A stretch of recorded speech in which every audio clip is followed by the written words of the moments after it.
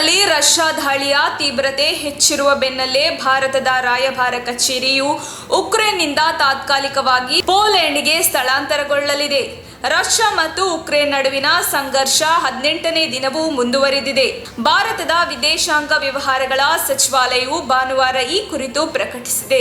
ಉಕ್ರೇನ್ನ ಪಶ್ಚಿಮ ಭಾಗಗಳಲ್ಲೂ ದಾಳಿ ನಡೆಯುತ್ತಿದ್ದು ಭದ್ರತಾ ಪರಿಸ್ಥಿತಿಯು ಕುಸಿಯುತ್ತಿದೆ. ಉಕ್ರೇನ್ನಲ್ಲಿರುವ ಭಾರತದ ರಾಯಭಾರ ಕಚೇರಿಯನ್ನು ತಾತ್ಕಾಲಿಕವಾಗಿ ಪೋಲೆಂಡ್ಗೆ ಸ್ಥಳಾಂತರಿಸಲು ನಿರ್ಧರಿಸಲಾಗಿದೆ.